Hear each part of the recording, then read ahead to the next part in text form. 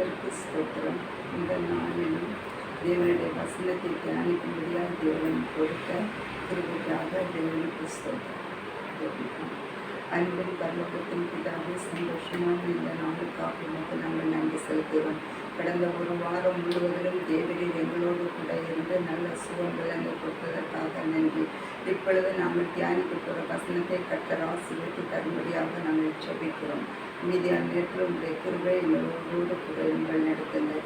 இயேசுவின் நாமத்தில் பிதாவே, ஆமென். எல்லாரும் நல்ல சுகமாக சந்தோஷமாக இருக்கிறது என்று கர்த்தருக்குள் நம்புகிறேன். வைத்துதானே எல்லாரையும் தேவன் பத்திரமாக வைத்திருக்கிறார். எனக்கு இப்போ ஒரு சிறிய பாடல் பாடிட்டு அப்புறம் தேவனுடைய வசனத்தை தியானிக்கணும். சரியா? தாவீதை போல நடனமாடி கர்த்தாவை ஸ்தோத்திரிப்பேன். தாவீதை போல நடனமாடி கர்த்தாவை ஸ்தோத்திரிப்பேன். ஏசப்பா ஸ்தோத்திரம், ஏசப்பா ஸ்தோத்திரம், ஏசப்பா ஸ்தோத்திரம், ஏசப்பா ஸ்தோத்திரம். தாவீதை போல நடனமாடி அப்பாவை ஸ்தோத்திரிப்பேன். தாவீதை போல நடனமாடி அப்பாவை ஸ்தோத்திரிப்பேன். என்ன வந்தாலும் எது நடந்தாலும் அப்பாவை ஸ்தோத்திரிப்பேன். என்ன வந்தாலும் எது நடந்தாலும் அப்பாவை ஸ்தோத்திரிப்பேன். ஏசப்பா ஸ்தோத்திரம், ஏசப்பா ஸ்தோத்திரம், ஏசப்பா ஸ்தோத்திரம், ஏசப்பா ஸ்தோத்திரம். தாவீதை போல நடனமாடி அப்பாவை ஸ்தோத்திரிப்பேன். தாவீதை போல நடனமாடி அப்பாவை ஸ்தோத்திரிப்பேன். இந்த நாளில் நாம் படிக்க போகிற வசனம் என்னவென்றால், ருசித்து பாருங்கள். ருசித்து பாருங்கள் என்று தேவனுடைய வார்த்தையை ருசித்து பாருங்கள். கர்த்தர் நல்லவர் என்பதை ருசித்து பாருங்கள் என்று சொல்லி தாவீது சங்கீதம் புத்தகம் 34 அதிகாரம் 8வது வசனம். சங்கீதம் 34:8. கர்த்தர் நல்லவர் என்பதை ருசித்து பாருங்கள்.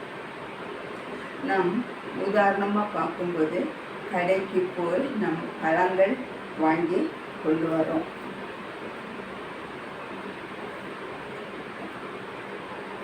இதில் நான் 2 பழங்கள் வைத்திருக்கேன். ஒன்று ஆப்பிள், ஒன்று 2 பழம் வாங்கினேன். ஆனால் இந்த பழம் ருசியாக இருக்கிறதா இல்லையா எப்படி எனக்கு தெரியும்?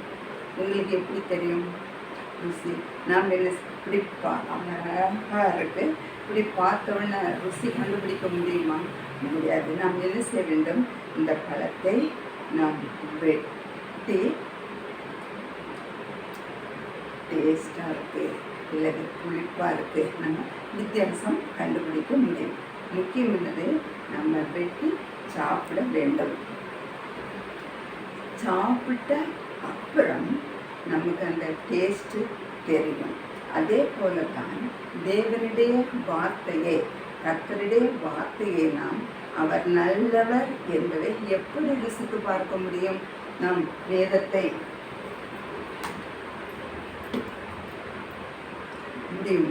முடியாது. அதுக்கு பதிலாக நாம் என்ன செய்ய வேண்டும் என்று 5 காரியங்களை எழுதி வைத்திருக்கேன். அதை நம்ம பார்த்துட்டு அப்புறம் படிக்கணும். ருசித்து பாருங்கள்.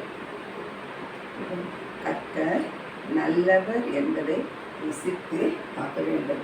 எப்படி நாம் ருசித்து பார்க்க வேண்டும் என்றால், தினமும் வேதத்தை பைபிளை வாசித்து வாசித்து தியானம் செய்து அது தேவனுடைய வசனம் நல்லது என்பது கர்த்தர் நல்லவர் என்பதை நாம் ருசித்து பார்க்கிறோம். இரண்டாவது, தேவனுடைய கட்டளைக்கு நாம் கீழ்ப்படிந்து நடக்க வேண்டும். மூன்றாவது, கர்த்தரை எப்போதும் துதித்து துதித்து பாட வேண்டும். கஷ்டமானாலும் கவலையானாலும் எந்த நேரமானாலும் தேவனை துதித்து பாட வேண்டும். பாவ வாழ்க்கையை விட்டு பரிசுத்தமாக நாம் வாழ வேண்டும். தேவனோடு தொடர்புடையவர்களாக வாழ வேண்டும். ஏனென்றால் இந்த 5வது பாயிண்ட் என்ன சொல்லுது? தேவனுடைய வசனம் தேனிலை விட ருசியான வசனம். தேவனுடைய வார்த்தை என்னது? தேன், அதை விட நல்ல டேஸ்டானதாக என்று சொல்லி தாவீது தன்னுடைய புத்தகத்திலே எழுதி வைத்திருக்கிறார். ஒவ்வொரு பாயிண்ட்டுக்கும் வசனம் எழுதப்பட்டிருக்கு. அப்போது நம்முடைய வாழ்க்கையில் கர்த்தர் நல்லவர் என்பதை ருசித்து பார்ப்பதற்கு நாம் அனுதினமும் தேவனோடு தேவனுடைய வசனத்தை வாசிக்க வேண்டும். நம்ம ஜெபிக்க வேண்டும். தேவனுடைய சட்டங்களை கீழ்ப்படிந்து நடக்க வேண்டும். பரிசுத்தமாக பாவத்தை எல்லாவற்றையும் விட்டுவிட்டு பரிசுத்தமாக நாம் வாழும்போது தேவனோடு கூட இருக்கிற மூலமாக அவனுடைய அன்பை நாம் ருசித்து பார்க்க முடியும். தாவீது சொந்த வாழ்க்கையில எப்படி தேவனை ருசித்து பார்த்தார்? எப்படி? தாவீதுடைய வாழ்க்கை சிறு வயதிலிருந்தே மிகவும் கஷ்டமான வாழ்க்கை. சிறு பிராயத்திலிருந்தே ஆடு மேய்க்கிற வேலை போகும்போது வெயில் இருக்கும், மழை இருக்கும், சிங்கங்கள் இன்னும் மிருகங்கள் நிறைய வந்து ஆடுகளை அட்டாக் பண்ணும். அப்போ பாதுகாக்க வேண்டும். பலவிதமான கஷ்டங்கள் அதுக்குள்ளே இருந்தாலும் தாவீது என்ன சொல்லுகிறார்? தேவன் என்னோடு கூட இருக்கிறார், அவருடைய போல் எனக்கு தேவட்டும் அப்படின்னு சொல்லப்போம். தேவனோடு இருக்கும்போது எல்லா விதமான நெருக்கங்கள், கஷ்டங்கள், கவலைகள், கண்ணீர், பாரம், துக்கம் எல்லாவற்றையும் தேவன் பொறுப்பெடுத்து கொள்வார். நம் ஒவ்வொருவரையும் பாதுகாக்க முடியும். அதுதான் தாவீது சொந்த வாழ்க்கையில இருந்த பலவிதமான கஷ்டங்கள். அந்த ஆடு மேய்க்கிற வேலை முடித்து தேவன் சொந்த டைமில் தாவீதை உயர்த்தினார். கர்த்தர் நல்லவர் என்பதை ருசித்து பாருங்கள். அவர் மேல் நம்பிக்கையாக இருக்கிற மனுஷன் வாக்கியவான். 34வது அதிகாரம் 8. அவர் மேல் நம்பிக்கையாக இருக்கிற மனுஷன் வாக்கியவான்.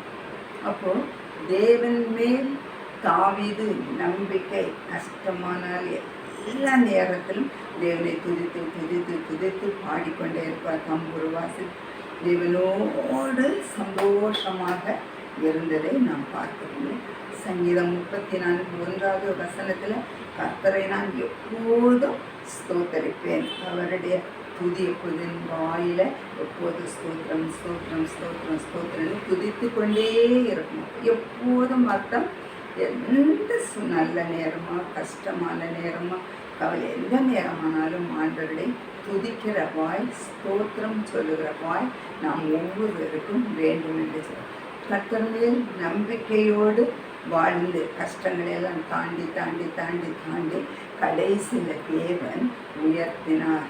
எனது ராஜாவாக மேல சிங்காசனத்தில் உட்காரும்படியாக தேவன் உயர்த்தி வைத்தார் என்று சொல்லி நாம் பார்க்கிறோம்.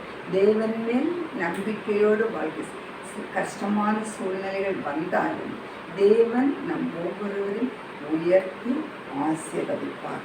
நம்முடைய பொறுப்பு கர்த்தர் மேல் நம்பிக்கையாக இருக்கணும். முதலாவது நாம் தேவனை ருசித்து பார்க்க வேண்டும். இரண்டாவது அவர் மேல் நாம் நம்பிக்கையாக இருக்க வேண்டும். இதன் மூலமாக உயர்வு வெற்றியின் வாழ்க்கையை தேவன் கொடுக்கணும். கவலைப்பட வேண்டும். சிறு சிறு பண கஷ்டங்கள் வரும்போது, வியாதிகள் வரும்போது, அல்லது சில தோல்விகள் வரும்போது நாம் சோர்ந்து போய் துக்கத்தோடு இருக்க வேண்டாம். கர்த்தர் மேல் நம்பிக்கையாக இருக்க வேண்டும். தாவீதை போல சந்தோஷமாக நடனமாடி தேவனை துதித்து பாடி மகிமைப்படுத்தி போதும். மகிமைப்படுத்தும் போது தேவன் ஏற்ற நேரத்தில் ஒரு சித்தமான நிலை எல்லா கஷ்டத்திலிருந்து விடுதலையை கொடுத்து வெற்றியை கொடுத்து நம் ஒவ்வொருவரையும் ஆண்டவர் ஆசீர்வதிப்பாராக. ஜெபிப்போம். அன்பின் பரலோகத்தின் பிதாவே, சந்தோஷமான நேரத்துக்காக மறுபடியும் உமக்கு நாங்கள் நன்றி செலுத்துகிறோம். தாவீதினுடைய வாழ்க்கையில் இருந்த எல்லா சூழ்நிலையும் ஆண்டவர் மாற்றி ஒரு நல்ல ஆசீர்வாதமான நல்ல உயர்வை ஒரு ராஜா வாழ்க்கையை ஆண்டவர் கொடுத்து என்று சொல்லி பார்க்கிறோம். தாவீது எந்த நேரத்தில் கர்த்தரை துதித்தார் என்று சொல்கிறோம். அதே போன்று என்னுடைய சொந்த வாழ்க்கையில் பலவிதமான கஷ்டங்கள், சோர்வுகள், வியாதிகள், கவலைகள் வரும்போது நாங்கள் அப்படியே இருந்து விடாதபடி தேவனை நோக்கி பார்த்து, இயேசுவை நாங்கள் நோக்கி பார்த்து அவரிடத்திலிருந்து நாங்கள் நம்பிக்கையோடு இருக்கும்போது தேவனுடைய ஆசீர்வாதம் உண்டு என்பதை அறிந்து நாங்கள் நமக்கு நன்றி செலுத்தி வாழ கர்த்தர் உதவி தரும்படியாக எப்போதும் நாங்கள் ருசித்து பார்க்க வேண்டும். பழங்கள் வெட்டி நாங்கள் சாப்பிட்டு ருசித்து பார்க்கிறது போல தேவ வசனத்தை நாங்கள் உட்கார்ந்து தியானித்து ருசித்து பார்க்க ஆண்டவர் உதவி தரும்படியாக செபிக்கிறோம். தேவ ஆவியானவர் ஒவ்வொருவரோடும் கூட இருந்து நல்ல சமாதானமான சந்தோஷமான பாதையிலே வழி நடத்தும்படியாக நாங்கள் செபிக்கிறோம். இயேசு கிறிஸ்துவின் மூலம் வேண்டுகிறோம் பிதாவே, ஆமென். Bless you.